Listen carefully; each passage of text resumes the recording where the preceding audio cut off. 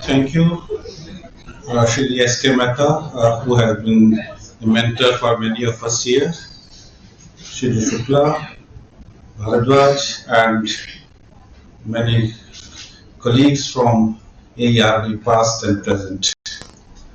Well, the title may make you feel that the previous talk and this talk are going to be something same, but I'll say that this topic is so complex, so vast, that with the same title, one can present it in different ways, convey a different perspective.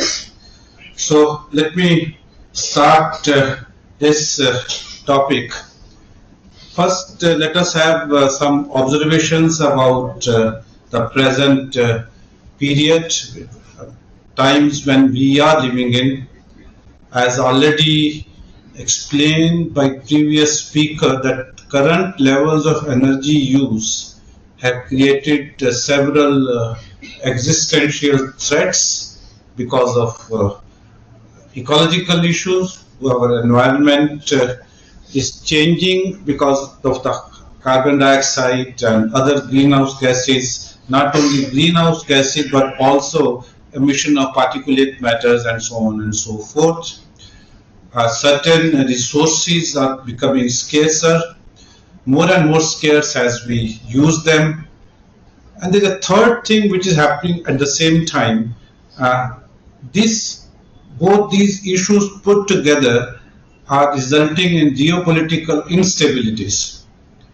All of you have read about, must be reading in daily newspaper about Ukraine-Russian war, and the direction in which it is moving, the way energy crisis has been caused in European Union, the way it has affected oil prices and the economy as a whole. Rather, there is a saying by many economists and sociologists that whichever country in the world has oil deposits, that country is unstable.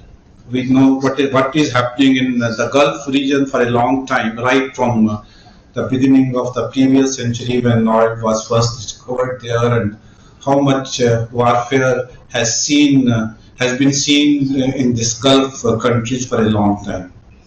But despite all these threats, the consumption of energy has continues to increase to meet rising aspirations. The global picture was presented by Shri Bharadwaj in the previous talk. But if I see within India, in the last 20 years, the consumption of energy has doubled. I'm not talking of electricity, I'm talking of total energy. We have to look at, when we are talking of decarbonization, we have to look at total energy. Consumption of total energy in India during last 20 years has doubled, and which way it will move in the future, we'll see as we proceed further with the talk. There has been immense improvements in energy efficiency, and this has been occurring throughout the industrial revolution.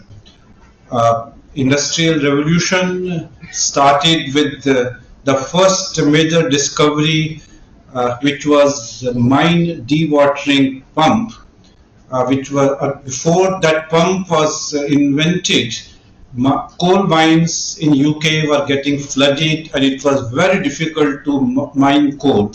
The presence of coal has been known for a long time, but since mining was not possible, large-scale use of coal was not possible. Once the pump to dewater coal mines was developed, the coal became available to mankind, and the result was a James Watt engine. And when efficiency of James Watt engine was improved from 1% to 2%, I'm talking of 1 to 2, not 20, 30, 40, which we talk about today. That was the initial period, and I think the total life changed. So these improvements in energy efficiency have helped mankind to grow. Mankind productivity has increased, and as a result, further growth has increased. So global energy use has risen consistently with the exception of crisis. Whenever there is a crisis, at that time there is a pause. This crisis could be financial, as various recessions which have happened in the past, or a global pandemic, the way the pandemic which has just come to an end now. But the influence of these pandemics, they wear off very soon. During pandemic, all of us were thinking that life will change. But I think as we see from the international travel, from national travel, from the crowds, the market, the way festivals are being celebrated, everyone has forgotten about the pandemic. When efficiency increases, energy efficiency in particular, there is something called rebound effect. This is a term used by economists. What it means is when something gets cheaper, you use more of that. I think as LED lights have come, there is a time when all of us were happy with one tube light or one bulb in a room in the house, and now we have some those surface lights. There may be 7 or 8 in one room itself. So yes, so this is rebound effect. Something when it gets competitive, you use more of it, and it's a natural tendency of humans, and all of us follow those tendencies.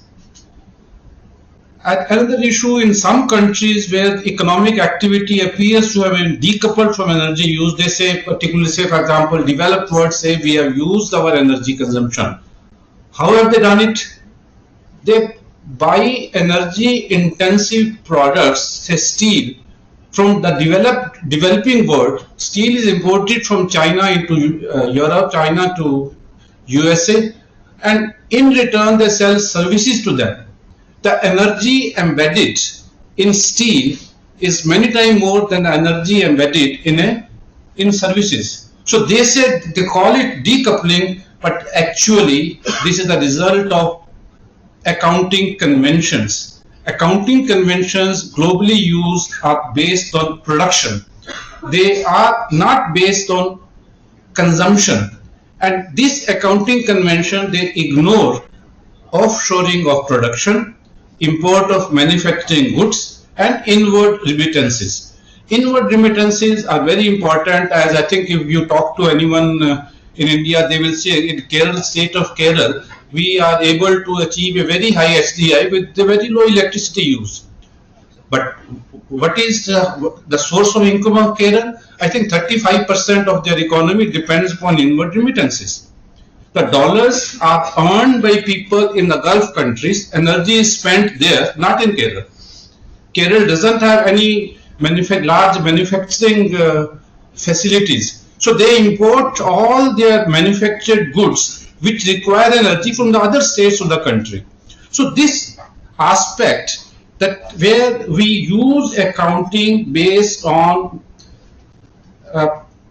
sort of production, territorial production, that is the one which gives you this impression that economic activity has been decoupled from energy use in several areas. And now, of course, we know the result of all this is that we have to decarbonize. I think the previous talk has explained this in detail, so let me not go into this detail. But before I proceed further, I just want to highlight few terms which I will be using as I proceed on the lecture. One is total primary energy demand. Total primary energy, it will be whether it can be in the form of coal, it can be in the form of oil or gas. The energy or calorific value of these fuels, when we sum up all this, this is known as total primary energy demand. Why primary energy? Because when primary energy is converted to electrical energy, there's a difference between electrical energy and primary energy, as the second law of thermodynamics tells us. Second term is total primary energy footprint. Total primary energy footprint is that if you are consuming products which have not been manufactured in the territory of a given nation, it has been imported. Some energy has been used in producing those products, but you have created that footprint in some other country. So one has to account for that also, and as a result, there is a call for these days in all the negotiations for CBAM. This is a carbon border adjustment mechanism, and as always happens, rich countries always resist those moves which influence them, and they are vociferously opposing it, though it is something which all academics are demanding. So this is the carbon total primary energy footprint. This is different from primary energy demand. For a country like USA, where they are importing energy intensive product from outside, footprint will be higher than the primary energy demand. Third point which I'll be using is total primary energy consumption. I think consumption can be in the form of electricity. Electricity, we say kilowatt hour, we can convert kilowatt hour into gigajoules also. We know that when coal energy is converted to electrical energy, there is a certain factor involved, and nominally taken as 33%. So this becomes what actually is consumed is different from the primary energy. But energy economists realized after the advent of solar energy and wind energy that there is a problem in using it. How do we add in the primary energy coal energy plus solar energy?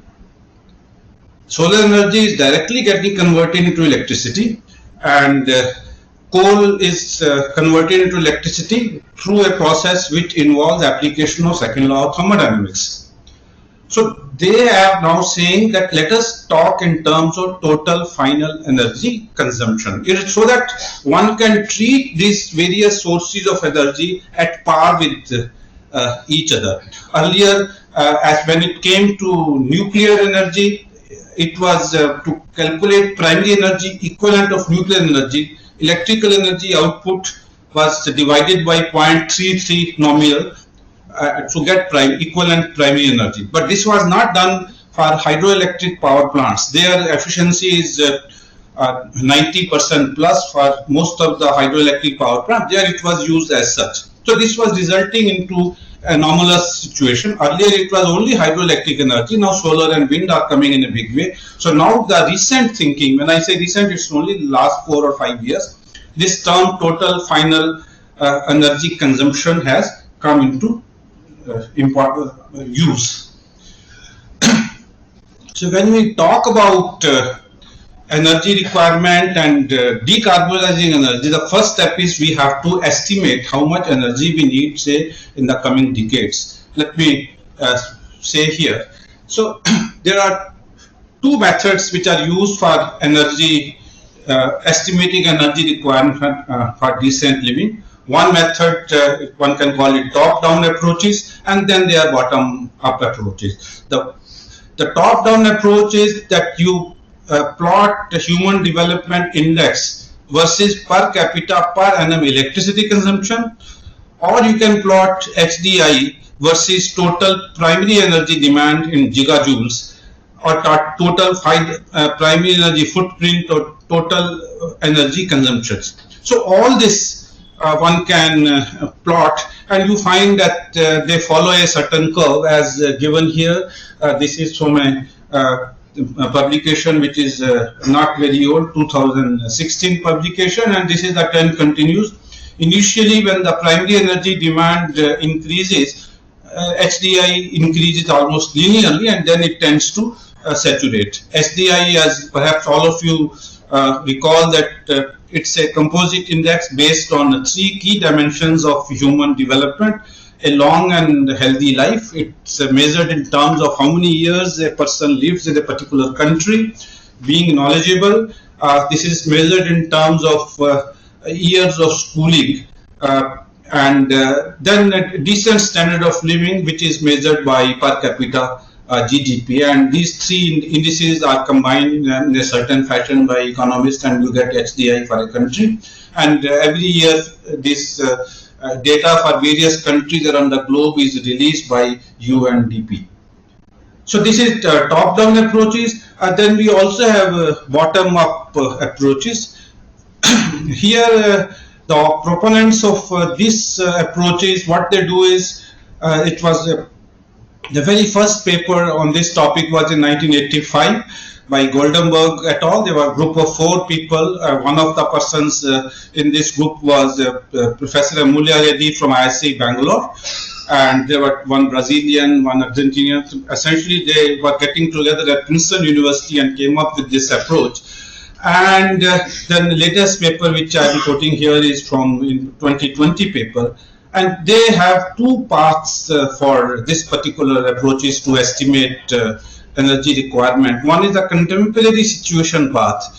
Today we have, we know that there are certain technologies which exist. We know what are the efficiency, and with regard, we also know what are the aspirations of individuals living in a given country. So based on contemporary situation, one can estimate what are the decent living requirements of individuals, and here they have many sort of what you call it, components which are taken care of in this decent living. One is nutrition, how much food a person will need, what are the cooking appliances which are used, shelter and living conditions, sufficient housing space. Here I find one researcher may think that a person will need 100 square feet of space for living, second may assume 150, third may use 200 square feet, but these are the kind of space requirement which they have used. For thermal comfort, what will be the requirement? If you see earlier papers, rather if you see the first paper on this, following this approach by Goldenberg, published in 1985, they assume that while people living in temperate climate will have heating requirement, but people living in tropical climate will not aspire for air conditioned space. We know, but aspirations today have changed. All of us here, the use of air conditioners in India is increasing like anything. And illumination requirement, how much illumination will be needed in a given room. Then hygiene, water supply and waste management. Then clothing, how many clothes a person will have. What are the kind of washing facilities they will be using. Healthcare, we need electricity for hospitals. Education, schools and universities. Communication and information, telephones, computers, networks and data centers. Mobility. Mobility means vehicle production. You need electric energy for producing a vehicle. Then you use for running those vehicles. Vehicle population. What is the population of vehicles per 1,000 people in a given country? What is the transportation infrastructure? So all these issues were estimated for a given country, and then total energy requirements were sort of brought out.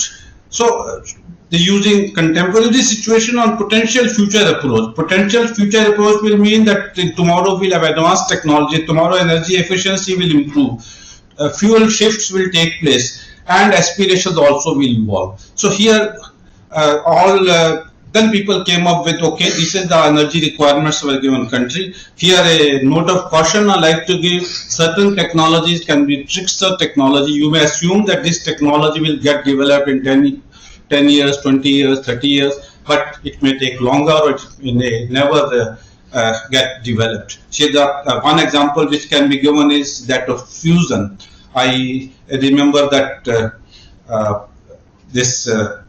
in the area of fusion, if you see literature in 1940, they say it is 50 years away. If you say in 1950, it's 50 years away. If you say 1960, it is 50 years away. That 50 years have remained constant for fusion. At least I am seeing for a long time this. And I recall after initiating the agreement on behalf of India in Brussels in 2005, I was traveling and read that International Herald Tribune, and this particular aspects, people have been talking of fusion, and fusion has been always 50 years away. And this was quoted right in the editorial there. So these are some of the trickster technologies. There are genuine difficulties in development of those technologies, and it takes a long time to Some technologies like fission, we were able to harness it within 4 years of discovery of fission, but fusion has proved quite challenging because plasma physics is a much difficult subject to understand as compared to reactor physics. So when you come to these various dimensions like nutrition, shelter, hygiene, clothing, etc., I find that number one, different researchers make different assumptions and come up with different results. And certain dimensions like defense and R&D and generating content for entertainment, etc., they are not accounted for by anybody. So these results are a little dicey as when you see bottom-up approaches. But still, let me give some results which are there here. So this graph on the right-hand side has results from the paper by Millward Hopkins, which is one of the latest papers on this topic. And here he has also plotted, given this estimates by Goldenberg. Goldenberg at the global level gave a certain estimate which is about 32 gigajoules per capita, and Grover for the global level gave an estimate of roughly 26 gigajoules per capita.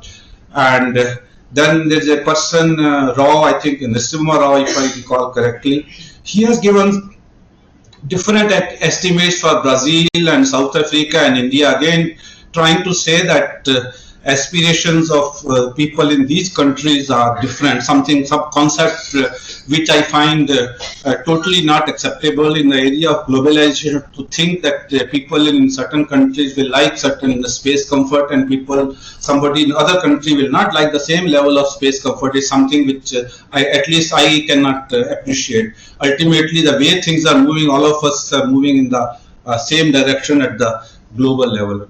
In any case, this is only the historical data, but then Millward Hopkins come up with their own estimate based on three assumptions. One is that they call it baseline decent level of energy, which they say is 15.3 gigajoules.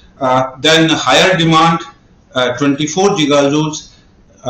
Less advanced technology, 26 gigajoules. Then they combine the higher demand with less advanced technologies, and they come up with 40 gigajoules, which is something like 11,000 kilowatt hour per capita.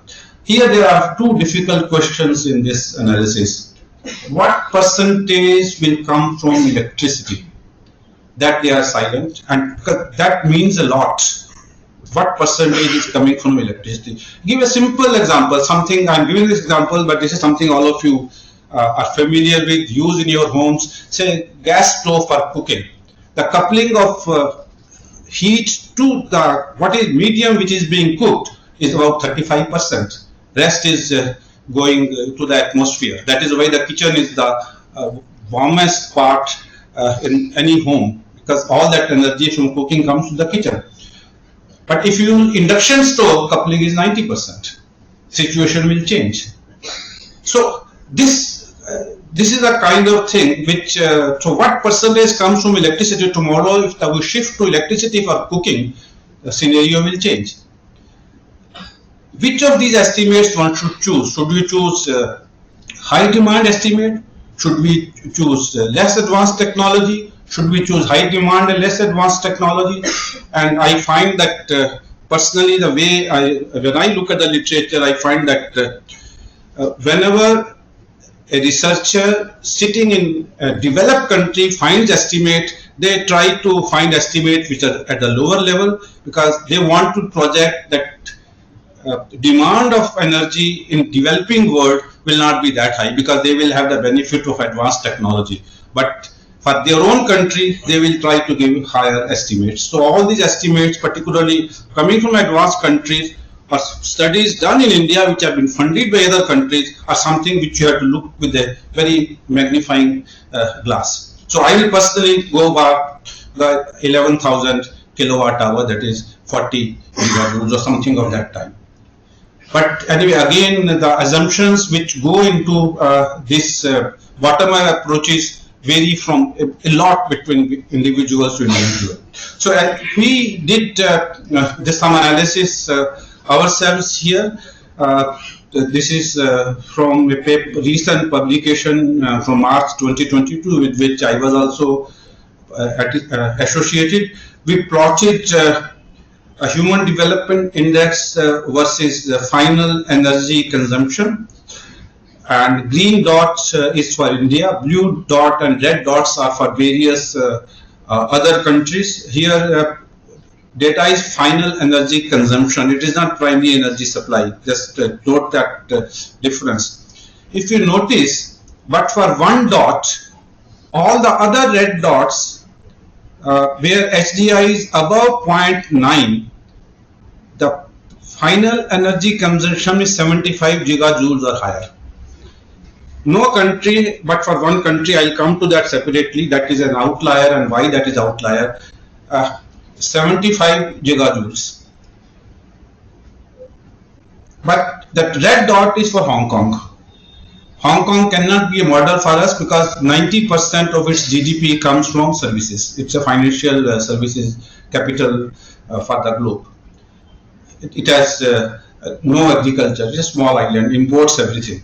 So that point has to be ignored, but I just still even then wanted to plot it to say that yes, this kind of thing can happen. India is a vast country. India has to have manufacturing. India has to have agriculture. India has to have services, all put together. So what this data tells us, this is data from 2019, if I recall correctly, yes, 2019. So this is something which 75 gigajoules is the energy requirement minimum to have HDI of 0.9. Then you ask me why HDI of 0.9? Well, I think India is a member of G20, having assumed the presidency of G20 recently on 1st of December, and several countries which are part of G20, that is Australia, Canada, France, Germany, South Korea, and the UK and USA, they all have HDI of about 0.9. So we should also aspire to reach there. So if we take 75 gigajoules as the energy requirement, so now we have to get these 75 gigajoules in a manner such that we are also able to achieve the goal of net zero by 2070. So for a developed India, that is HDI above 0.9 and net zero energy mix, we need 75 gigajoules. And to reach net zero, electrification is the way forward.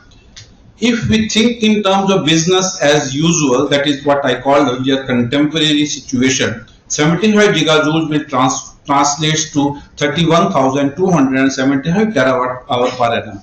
And then one can build scenarios, and this is what we did in this paper. Assume energy efficiency improvements in end use, efficiency improvement in the generation of hydrogen from electricity. Currently, whatever electrolyzers we have, there will be some efficiency improvements as we proceed further. Then also assume that currently solar cells are being imported. They will be eventually manufactured in India, so there will be higher electricity demand for that. Then we also will have large data centers. Large data centers are consume a lot of power. Large data centers to store data in the country, and one then comes up with a range of 23,000 to 27,000 per annum, and this translates roughly to some 15,000 to 18,000 kilowatt hour per capita per annum. And selected, for the sake of argument, we selected a benchmark within this range of 16,000 kilowatt hour per capita. And assuming a population of 1.5 billion, India's population is the forecasts are that by 2048, 2049 will peak, and then thereafter population will start declining. Around 2070 it will be 1.5 billion. Then the total population is 24,000 terawatt hour. And if we see the past history for India during the pre-pandemic decade, we leave the pandemic decade because that was something totally a black swan event. CAGR for growth of electricity was 5.17%.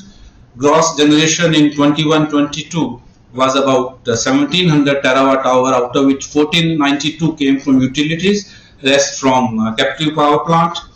And in 2023, this year, the generation is likely to be total generation. I am again adding estimates for captive power plant, it may be about 1,800 terawatt hour. Government of India publishes electric power survey every 5 years where they give estimates of electricity growth in the next 5 years and 10 years.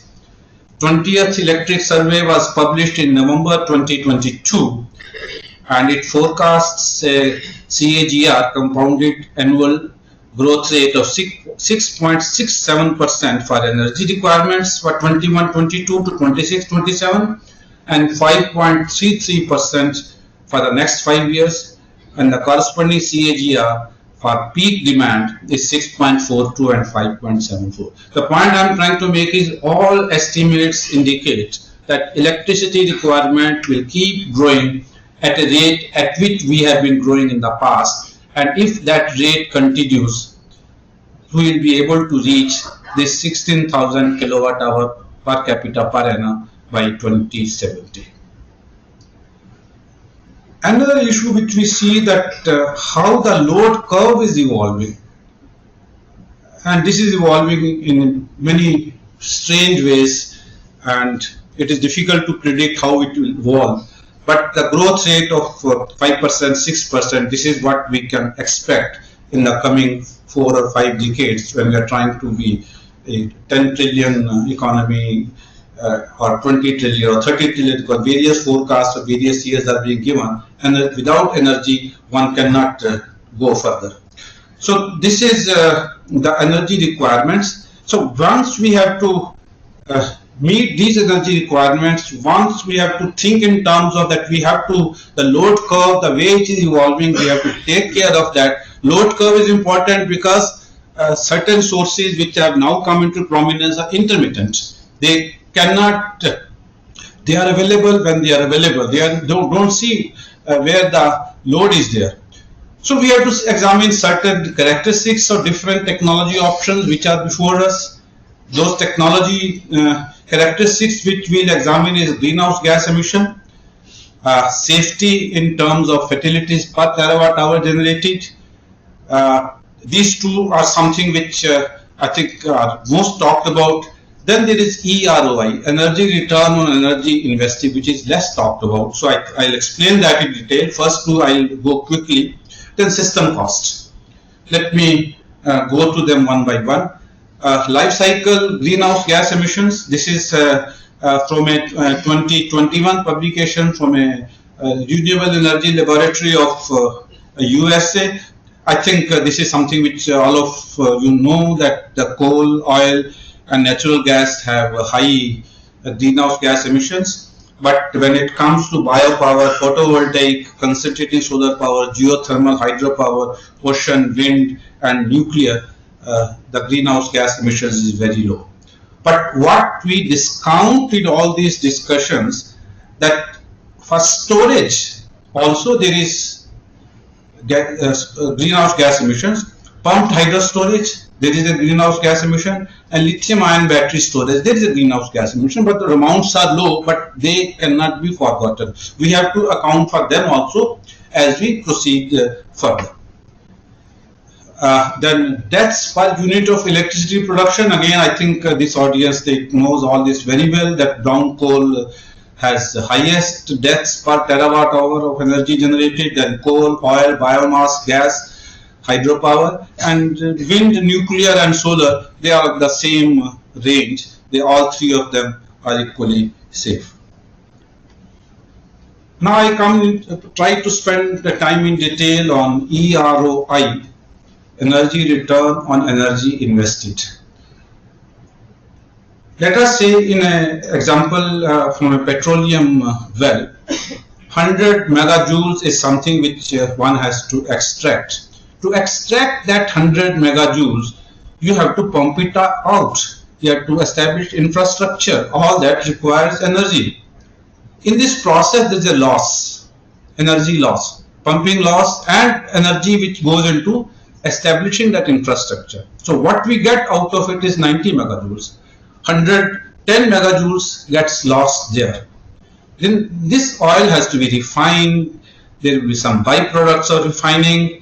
Again, in the refinery there will be a loss, and that loss is quite high, 27 megajoules, and what you get out is 63 megajoules. This oil now has to be transported to the user. Again, transportation will mean that there is a loss. And finally, what we get is 58 megajoules, and that infrastructure for transport has to be established. There is energy requirement for establishing that infrastructure. So finally, what the consumer gets is 20.5 megajoules.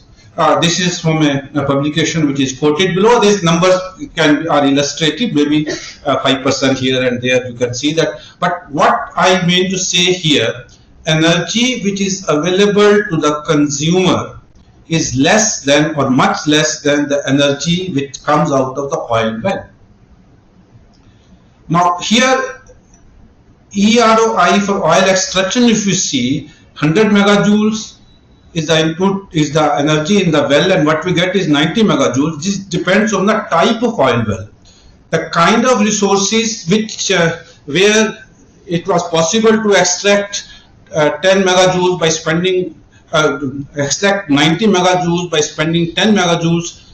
They are mainly in the Gulf countries, or they were there in certain areas in USA like Pennsylvania and so on and so forth. They are all getting depleted. The new oil reserves which are now being identified, their EROI is very poor.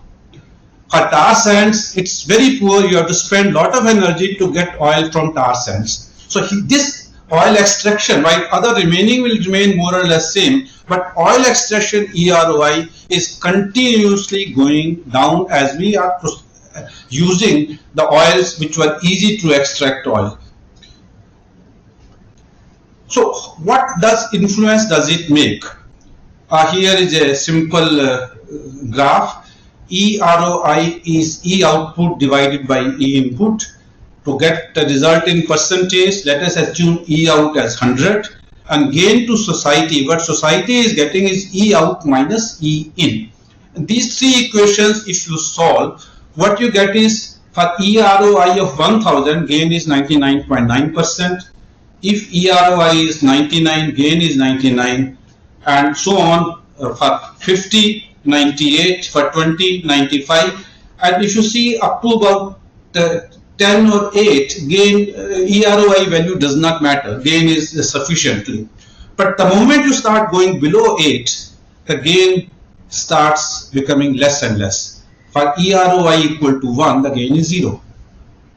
Society doesn't finally get anything. And we plot this curve, EROI here, if you see 50 is on the left hand side point, and then go 50 to 1, EROI is decreasing here, and percentage out, you see suddenly beyond about between 10 and 8, you see a sudden drop there.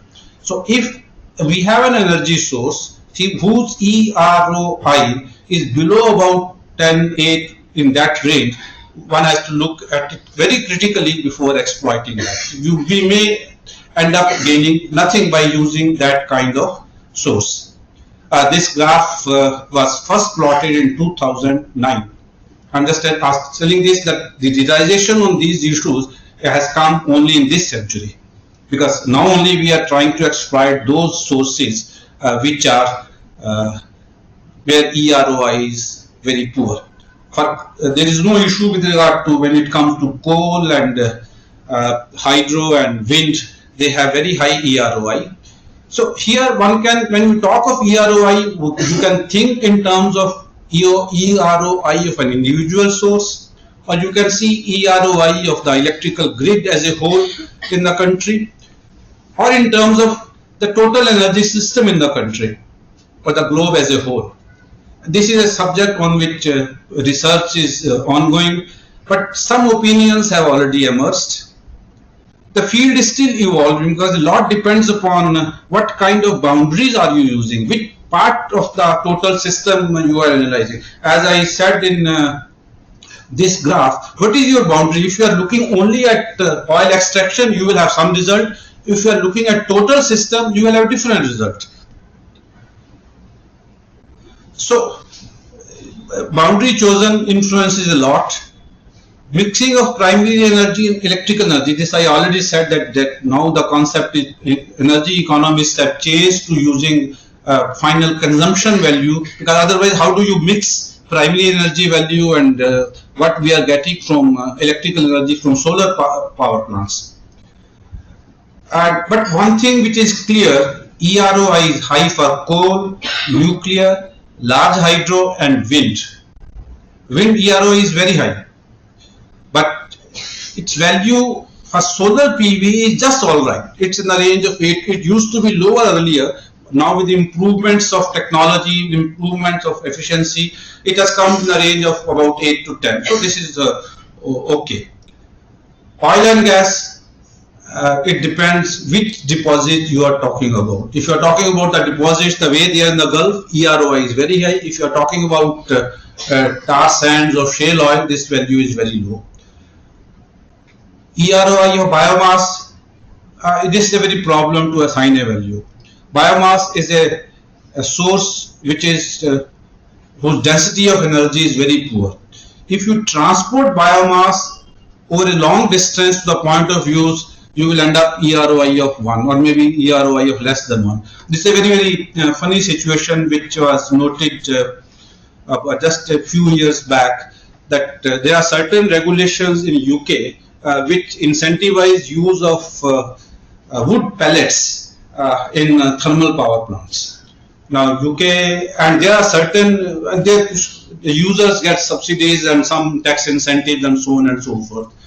And in Pennsylvania and USA, they found that making wood pellets and selling them, they get some government subsidy and so on and so forth.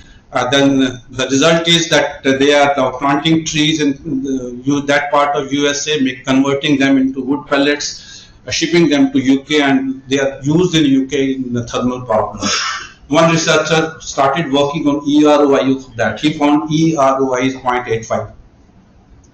So economists, by having different kinds of subsidy, are trying to spend energy, but ultimately you are not producing anything. So in case of biomass, this EROI is a big problem, since this is a very source density is very poor. So this is a field which is still evolving, but they say for a society to have a decent standard of living, EROI has to be very high, something like 14 minimum for the country as a whole, including all the losses. The way I think those of you who have interest in economics might have studied this Maslow's pyramids of human need. This one energy economist have tried to give equivalent things for society's hierarchy for energetic needs. That if you want to have nurture higher values in your country like education, healthcare, and arts, EROI value has to be something like 14 or so. Earlier economists were looking at only supply-demand issues and neglecting about the natural resources, and now there is a firm belief of many people in economics that you also have to look resource constraints. You also have to look at second law of thermodynamics. So new branch of the way they are trying to come up with economics in a new way altogether. Their energy and the wealth of nations and introduction to biophysical economics. There all the physical constraints are also accounted for. This book is by Hall and Klitgard. Hall is a pioneer on the research in EROI, and this book is 2018 book. It so happened that during the pandemic, Springer put certain books for free download. So I downloaded it during the beginning of pandemic and used 3 months to read this whole book. This is an undergraduate book for economics, and it's something which is worth reading to see how economics and second law of thermodynamics has to be studied together to move on. It's no longer that we keep these subjects in separate compartments. The opinion is that in 2021, there's a 2021 publication, once somebody calculated EROI of the global as a whole, Gross societal EROI was 9.4 at that time. It has to be a little higher for the current level of living, standard of living to survive as we proceed further. Then I think one issue, I think this was touched briefly by Bhardwaj also. Are we looking at the generator end or consumer end? These words I coined, I wrote an article in the Hindu in 2017, I think, where I coined these words. I found that when I talk to people, talk of system costs, they were not able to appreciate that I coined these words, and I'm happy to see that these words are now being increasingly used by everybody, that generator end and consumer end. We have to look at both the ends, and the situation at both these ends is separate. Only yesterday I was participating in a webinar where speakers were Montek Singh Ahluwalia and Ram Madhav, trying to discuss this decarbonization. And Ram Madhav, Montek Singh Ahluwalia spoke in terms of situation at consumer end is different from the situation in generator end. And Ram Madhav spoke about and spoke very favorably about nuclear. So here I think I don't need to explain this figure to this audience. We are generating station, there is a step up transformer, then transmission lines, then step down transformer, and then you can have consumers, 33 kV consumers or 11 kV consumers, or a normal secondary consumer at 415 volts or 230 volts. So you have to look at the entire system. Situation at the generator end is different from the situation at the consumer end. Now, a grid controller has to always ensure the supply and demand and match. Supply and demand should be matching always. So that is why this situation becomes very difficult. So we have to see load curve. If we go before 2016, in load curve, all India load curve was something like this: a morning peak and the evening peak, daytime lean, and evening peak always higher than the morning peak. And night again a lean period, the load was varying like this. Now supply has to vary like this. So day is lean here, and we are adding solar at a time when the demand is less. Again, there is an issue here to be thought about. Now, because of the solar coming in, this is again from publication of CEA, where they gave National Electricity Plan Volume 1 in January 2018. The blue curve is the demand curve, but because of solar being available during the day, the demand which has to be served by coal-fired, nuclear, large hydro is much lower. So red curve, you see a dip during the day. So during the day, the plants have to back down, dispatchable plants have to back down, and the moment evening comes, they have to suddenly go up. This curve is called duck curve. Like a duck, suddenly there's in the evening requirements. So you not only need more power at night, you also have to have a high ramp up capability. Ramp up capability also should be available in the system. This was first I said before 2016, then 2018. Now what is the situation latest year? This I picked up data from last about 1 year. You see, in the month of September, 23rd September 2021 data, the curve is something similar. Morning peak is lower than the evening peak. 5th January 2022, morning peak is higher than the evening peak. That red curve is January 2022. This tells you that aspirations of people in India have evolved. In the northern belt, when there is winter, people are switching on water heater, people are switching on space heater. The morning peak is higher. Till 2016, it was not so. This evolution has taken place only recently, when morning peak has gone higher than the evening peak. But again, now people also need air conditioning. 8th June 2022, peak is occurring between 2 and 3 p.m. 208, it was 208 point something gigawatt. Air conditioning requirement have gone up so much that highest load now occurs in summer during uh, noon time, and this is forecast is that this year it will go to 230 gigawatt in place of 200 gigawatt. That much of higher air conditioning requirements will be there. Now this load is what we have to serve, and one has to always match demand and supply. That is what a grid controller has to do. Demand and supply has to be matched always. But solar and wind are available when they are available. So how to go about it? So this is what results into system costs. The cost of generation or the cost at the generator end depends capital cost and generation cost. These are plant level costs. How much capital you are investing, what is our interest on that, what the cost of that capital, then the fuel charges, O&M charges, manpower charges, and so on and so forth. Then we come to grid level costs. What are the grid level costs? Connection, grid connection, grid extension and reinforcement. When you are intermittent source, you have to lay the same wire.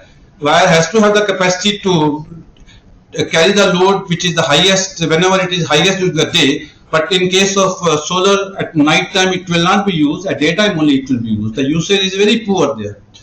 Then you have short-term balancing costs. Then you have long-term, short-term balancing cost when you are talking of order of 10-15 minutes. So load following can take care of that. Long-term cost for maintaining adequate backup supply. Some plant may trip, and that plant has to be replaced by some other plant. So you have to have all these costs have to be taken care of. There are other system costs also, health externalities which arise from environmental effect, that is coal-fired plant emit particulate matter, and that particulate matter is inhaled by those people who are living in the vicinity of a coal-fired plant. They may be using electricity, they may not be using electricity. Because they inhale particulate matter, there will be respiratory problems, there will be watering of eyes and so on and so forth. They end up having more ailments, more medication, more lost working days and so on and so forth. Benefit and loss of integrity in new capacity. When we add a new capacity, is it only for meeting the demand or is it displacing something else? As we are adding solar power plants without proper planning, I am bluntly saying it, this is happening without proper planning. The coal plants are being backed off. A coal plant is backing off to 55%, and now government has already issued a circular to equip that everyone has been asked to equip that they can be backed down to 40%. That capital has been already invested. That capital is being underutilized. So benefit and loss of integrating new capacity also has to be studied. There are other externalities like security of supply and resilience, cost of accidents, and net energy gain, which are already talked about. So when we come to low carbon technology, what is it we have to look at? We have variable renewable energy sources, that is solar, wind, run of the river hydropower. Tomorrow it can be concentrating solar power plants once they are developed. So all these are variable renewable energy sources. Run of the river also is a variable source. It's available only when the flow is there. It's not available all the time. Then we have storage, balancing, and demand shaping technologies. These technologies are key to integrating intermittent VRE, and storage can be short duration storage such as lithium ion batteries, which are considered appropriate for 4-hour storage, or long duration storage as in case of pumped storage system, which are okay for say 12-hour storage. And then we have demand shaping technologies such as deploying electrolyzers. We know that we need hydrogen now for industries, hydrogen for decarbonization, so many things. So this hydrogen can be produced in electrolyzer. The electrolyzer can be connected to the grid near load centers where they can be used for shaping the demand, so that there is no need to curtail solar and wind. Whenever they are available, let them be available, or there is no need to flex nuclear power plants, which we know PSWRs, it's not possible to flex them. So these demand shaping technologies are going to become very important as we proceed further. Uh, sorry.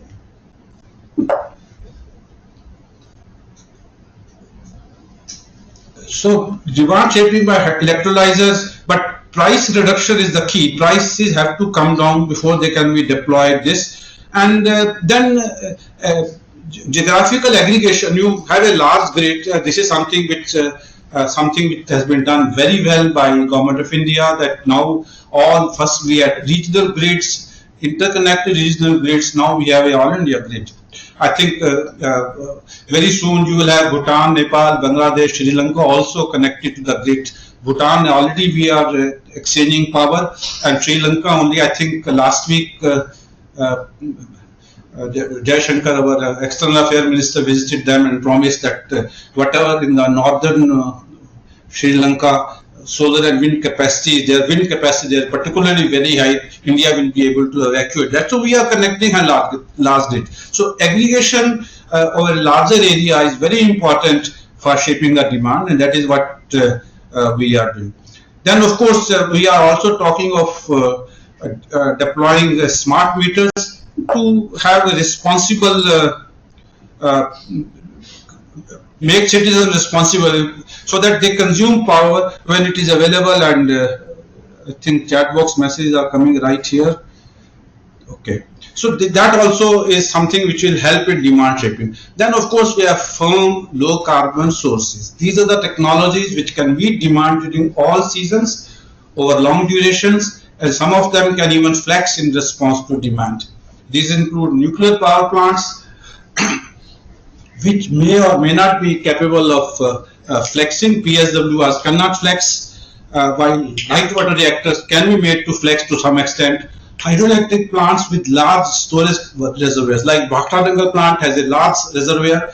Their flexing is very easy, rather the easiest to flex them. And coal and natural gas plants with CCS, they can be made to flex. These plants provide power at all times except when they are under maintenance and repair. Of course, when they are under maintenance, the maintenance will be normally scheduled and that will be always known. While in case of VRE, when they will go off, one doesn't know them. There are some other attributes which I will not go into detail. One is rotating inertia. Just to say briefly, nuclear plants and coal plants have large rotating machines. So when minor change of load is there, rotating inertia is able to take care of that without creating any instability. For load following over a matter of few seconds, rotating inertia is very helpful. But of course, when we are talking of the time frame of 10 to 15 minutes, then load following capability has to be there. Reactive power, which we forget, all of us can go back to our college days and we read about inductive power, reactive power and resistive power, and we also know that V and I voltage and current has to be in phase, then only you get power, otherwise Vi cos phi will be the power. In a grid there will be always some inductive power present, or reactive power has to be introduced to ensure that cos phi Vi always remain in phase. Rotating machinery like synchronous generator, by adjusting the excitation voltage, you are able to inject reactive power as needed by the grid. This possibility is absent in case of solar. This is going to be another issue which has to be resolved in case of solar power as we proceed further. Then ramp up rate, which I alluded earlier. What is the least cost solution? Well, I think this is from a report from Nuclear Energy Agency published in 2022, where they are trying to plot total costs of different mixes of electricity. If you see, I think there is this curve data. Pointer is there? Any pointer? Yes.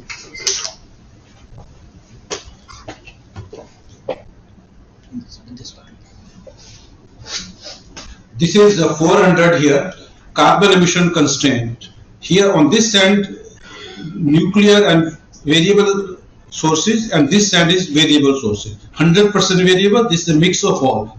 So this side is 400 is a carbon emission constraint, and here it is 1 gram per kilowatt hour, 400 gram to 1 gram kilowatt hour. And then vertical axis is the cost, and various colors represent this cost: 50 to 75, 75 to 100, and topmost is 300 to 320.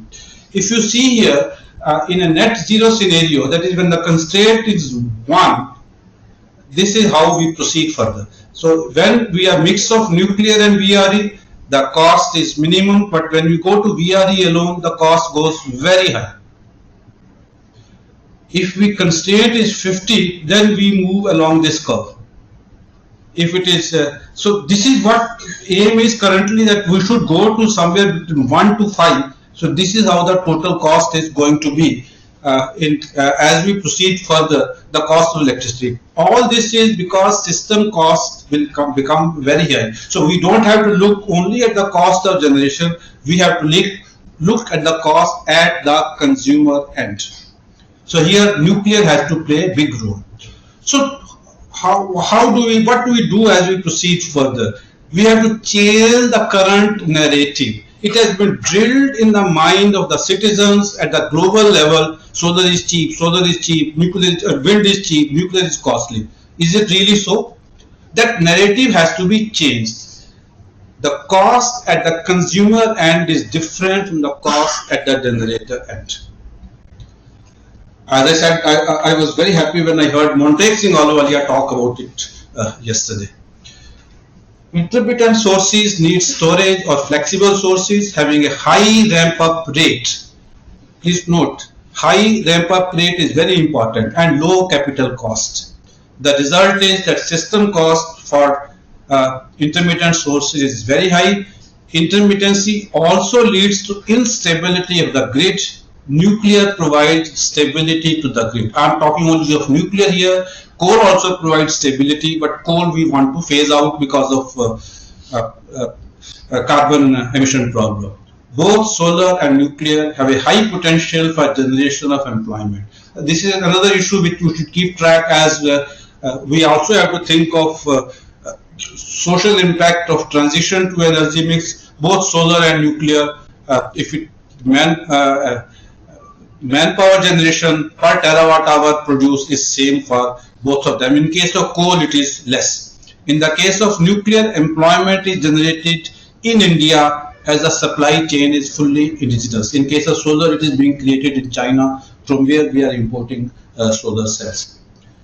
While renewables have to be used for decarbonization, they will result in a high tariff for the consumers. In Europe, if you see, Germany has maximum penetration of renewables, and tariff in Germany is the highest in Europe. It's twice that of in France. Subsidies cannot be provided forever. Without subsidies at the consumer end, nuclear is competitive. So for evolving a future energy mix, one issue that has not been debated in detail is the safety of energy storage. You compile worldwide data, you will find there have been fires in battery storage system in UK, in USA, in South Korea, and recently we have heard about or read about in the newspapers fires in scooters and cars in the battery storage. It has happened, but there have been major issues in case of UK and USA and South Korea. Safety features will have to be engineered in this energy storage system, and it's essentially a heat management problem. And moment battery fires take place, there will be insurance costs, there will be other costs, there will be safety regulations, and because of safety regulation, there could be some further cost increase in the battery storage system. Another issue which was mentioned by Bharadwaj earlier is the disposal of solar cells at the end of life. After 20 years, when so much of solar waste will come, where are we going to dispose it of? Unfortunately, the only country which has come up with regulations for this purpose is European Union. No other country has come up with any regulation for this disposal. An analysis that accounts for all these issues does not lead to a yes or no answer for any technology. We have to have a mix of all technology. I do not know how much time do I have, otherwise maybe I can quickly go through this.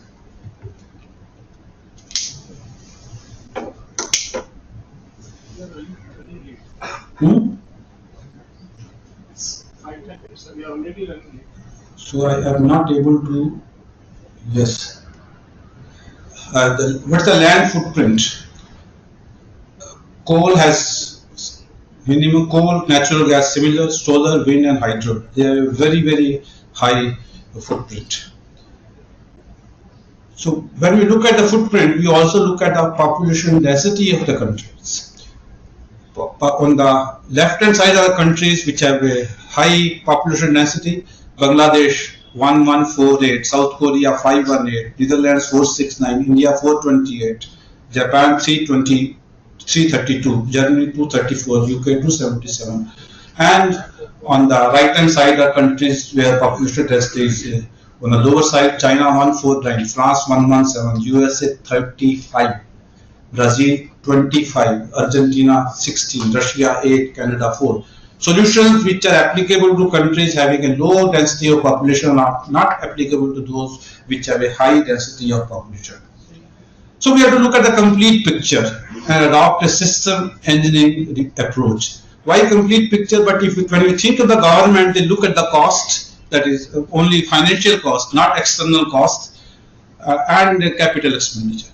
Environmentalists look at the releases to atmosphere, health externalities, and waste management.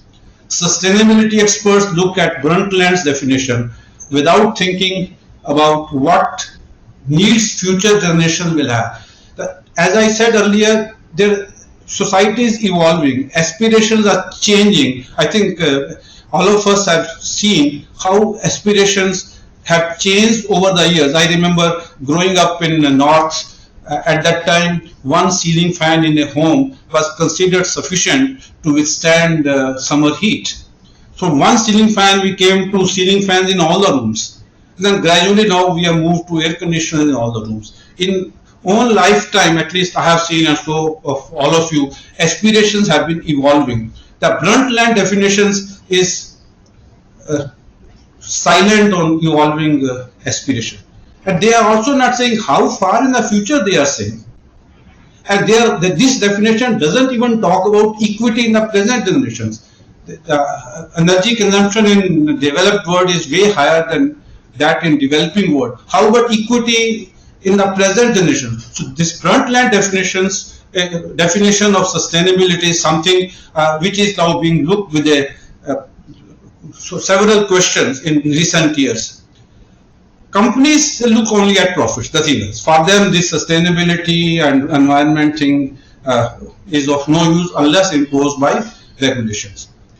Resource and environment sustainability, costs and profits, these are not the only issues. We have to look at the total social costs. This term, which was coined by, I think, economist Dean, who won Nobel Prize for Economics 3 or 4 years back, 2018, I think. So this is what one has to look for. Discoms are reluctant to buy high cost power to meet demand and opt for load shedding for demand management. The simplest thing. So the government keeps saying that we have enough energy availability, but you go to several cities in the north, load shedding is still very frequent. Villages still do not get power all 24/7. A place like Gurgaon, which is a part of National Capital Region, there the chief of electricity authority is saying that we are able to provide power on the average of 23 hours. Power has to be available for all 24 hours. If this is a situation in the part of NCR, National Capital Region, what's the situation in the rest of the country? Despite media telling us that power generation is sufficient in the country, backup solutions are in demand. At least I go to north to meet my relatives. Every house has an inverter for storage because power is not available all the time. Tariff for consumers in Germany and Denmark, they are rising, and we also read about, all of us have read about rolling blackouts in Australia, South Australia in particular, California, Texas, and more recently supply bottlenecks in EU and UK. So we have to look at the complete picture. Essentially, we need a mix of all low carbon sources, that is hydro, nuclear, solar, and wind. And until generation based on these technologies can be ramped up, coal has to continue on a tapering basis with efficiency improvements and various pollution abatement measures, and of course, carbon capture and use when developed. I think carbon capture and use, I've used the term here, but I sometimes wonder this carbon capture and use, this is cost is going to be very high. Here we are challenging second law of thermodynamics. First, you burn coal, create carbon dioxide, capture it. There will be a lot of energy used in capture. There will be a lot of energy to be used in use. So this is not going to be an easy solution. Rather, many people have said that second law of thermodynamics will not make it possible. So in summary, a broad portfolio of energy options would facilitate the transition to a low carbon energy mix. Nuclear has to be an essential component of the broad portfolio. Challenges to an increased role of nuclear energy come from public perception, higher capital cost, long gestation periods, technology intensity and skill intensity. It cannot be operated by anybody. You need intensive training for this purpose and rigorous regulations. To facilitate a broad portfolio, all low carbon technology options should have a level playing field in terms of purchase obligations, low cost finance, that is green taxonomy, which is under development in various countries, and transmission and distribution charges. Without embracing nuclear, achieving a zero carbon mix will be a challenge. Future for nuclear, in my view, is bright. The road ahead involves developing advanced technologies based on closed fuel cycle, reduced capital cost and gestation period, and expedite regulatory clearance, and talk to public. Again, I emphasize this, talk to public to address their apprehensions. So this is something which I thought I'll end with. All of you are aware of the present status, present installed capacity around 7,000 megawatt. In the last fiscal year, India generated 47 terawatt hour from nuclear. The first 700 megawatt PSWR unit has been connected to the grid. It will be hopefully soon reach 100% power. 15 at various stages of construction and planning. Uranium is available for the international market after 2008 for reactors which are under IAEA safeguards. Closing the fuel cycle has to be a priority for us. Recycle technologies have been developed by India. PRPR is under commissioning. And KK 3 to 6 are under construction. A program based on SMRs is contemplated as an addition to large reactors. I add here SMRs as an addition to large reactors. Large reactor program will continue as such. Thank you.